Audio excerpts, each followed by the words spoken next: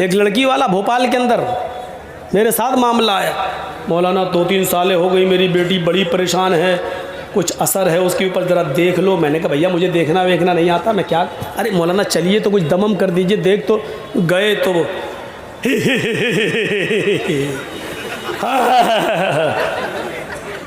मैंने कहा यार ये तो बड़ी आंखें फाड़ रही है, कहीं कच्चा ना चबा जाए। क्या है, अपने बाप से कहती किसको लाया है, बड़े बड़े आ गए कुछ नहीं कर पाए, ये कल का लौंडा ये क्या करेगा। मैंने कहा यार ये तो अभी सुना रही है उल्टी सीधी। मैंने भी एक अंधेरे में तीर मारा, मालूम तो था नहीं लेकिन अंधेरे में तीर मारा। मैंने कहा यहाँ अपनी कमज़ोरी साबित मत करो। मैंने लड़की के बाप से कहा, अरे कहाँ यार पागल बनाने चले आए हो, इसको कुछ हुआ भी है। क्या बात कर रहे हो, 3-4 साल से मैं परेशान हूँ, लाखों रुपये इलाज में चला गया। मैंने कहा ये तो बेवकूफ़ बना रही, इसको कुछ हुआ ही नहीं है। कहते क्या बात कर रहे हो। मैंने कहा सुनो, उसके कान में मैंने कहा लड़की के बाप से, तुम्हारी बेटी जिस लड़के से शादी करना चाहती है तुम्हें एतराज़ है। क्या बात कर रहे हो। मैंने कहा वो स्कूल में जाती थी, किसी लड़के से प्यार कर बैठी है। ये सब मैं ऐसे ही कह रहा हूँ, मुझे खुद नहीं मालूम, अंधेरे में तीर चला रहा हूँ मैं। मैंने कहा कि उस लड़की का प्यार हो गया और तुम्हें पता चल गया, तुम शादी नहीं होने दे रहे हो, इसलिए वो सब ड्रामा कर रही है। शायद मेरे बाप इस ड्रामे से तंग आ जाएं और हमारी शादी उसी के साथ कर दें।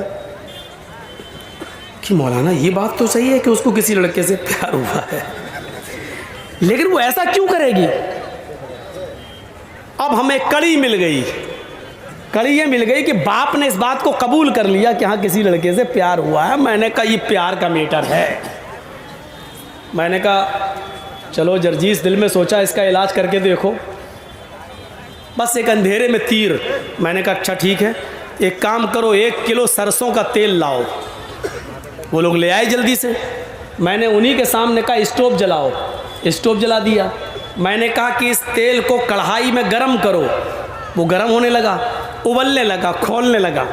जब लड़की देख रही है हंसे, जब खूब खोल गया, उबल गया, तो मैंने लड़की के बाप से और उसके भाई से कहा कि दोनों भाई मिलकर इसके दोनों हाथ पकड़ लो, और लड़की के बाप से कहा कि तुम इसका सर मजबूती से पकड़ लो।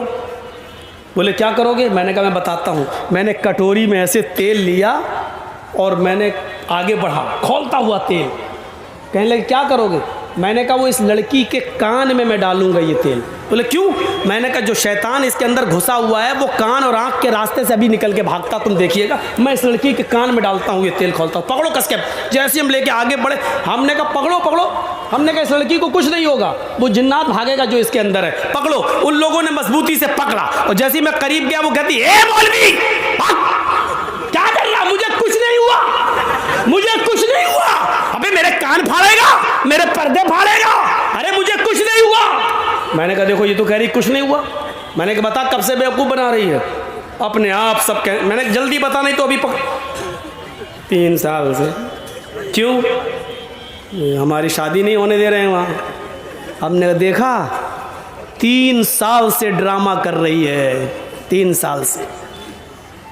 बजाय इसके कि तुम अपने घरों में अपनी जवान बेटियों का इलाज कराने के लिए किसी मस्जिद के इमाम, तावीज, झंडे, झाड़ फूंक करने वाले को बुलाकर लाओ, उससे पहले ये तजर्बा करके भी देख लो, देखो कैसे भूत और पलीत उसके ऊपर से भागता है।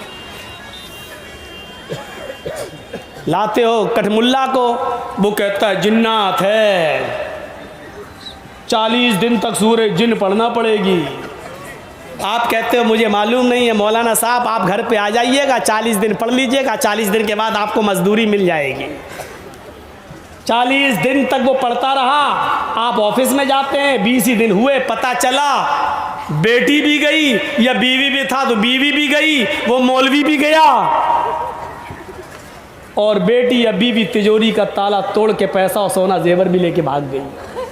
दरवाज़ा किसने खोला। अपनी बेटी के पास बैठाकर सूरह जिन पढ़ने का दरवाज़ा कौन खोला।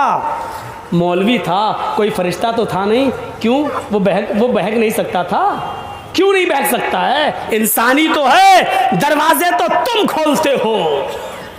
दरवाजे तो हम खोलते हैं मौलवियों को घर में आना, बेटियों के पास बिठाना, ट्यूशन पढ़वाना, जवान बच्चियों के साथ बिठा देना है?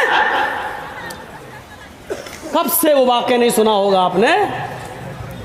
ट्यूशन पढ़ाता था एक मौलवी बेचारा, 45 साल का 50 साल का, पढ़ाता था कुरान किसको? 18-20 साल की लड़की को। और धीरे धीरे वो लड़की खूबसूरती मौलवी के दिल में आ गई। अच्छा हुआ, तो सही से सेटिंग ही नहीं बनाई जाती। 45-50 साल का मौलवी 18 साल की लड़की पर फिदा हो गया। अब वो डायरेक्ट कैसे कह दे कि मौलाना बेटी बेटी बेटी कह के पढ़ाता था, कैसे कह दे कि हमें तुमसे प्यार है। उसने वजीफा करा, सिफली अमल करा और खाने पीने की किसी चीज़ पर फूंकता रहा 11 दिन तक, फू फू फू फू सिफली अमल। और गया और कहने लगा, बेटी तुम बहुत खूबसूरत हो, तुम पर किसी की नज़र न लगे, इसलिए मैं ये चीज़ पढ़ के लाया हूँ, इसको तुम खा लेना। और वो था जो खा ले तो वो दीवानी हो जाए। सिफली अमल, गंदा अमल, जादू टोना। उस लड़की ने कहा ठीक है मौलाना साहब, हम बाद में खा लेंगे। उसने कहा बेटी खा ज़रूर लेना। कहा ठीक है। उसने उठाकर रख दिया एक ताक में, भूल गई, नहीं खा पाई, सो गई। रात में हवा चली, वो नीचे गिर गई खाने की चीज़। सुबह उठी, उस लड़की ने झाड़ू दी, वो खाने की चीज़ भी कूड़े के साथ बाहर चली गई। और बाहर चली गई तो उसको खा गई एक कुतिया। बजाय लड़की के वो खा गई कुतिया। अब बजाय लड़की के वो कुतिया मौलाना साहब पे आशिक हो गई। जहां मौलाना साहब वहां कुतिया, जहां मौलाना साहब वहां कुतिया, जहां मौलाना साहब कुतिया। मौलाना साहब नमाज पढ़ने जा रहे, कुतिया भी मस्जिद की तरफ जा रही। मौलाना कहते कौन सी मुसीबत में फंस गए। बाद में पता चला कि मौलवी ने जिसके लिए कुआं खोदा था उसमें खुद गिर गया।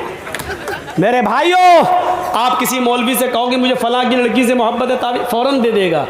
और उसी मौलवी से कहो कि मुझे आपकी बेटी से मोहब्बत है तो कमीना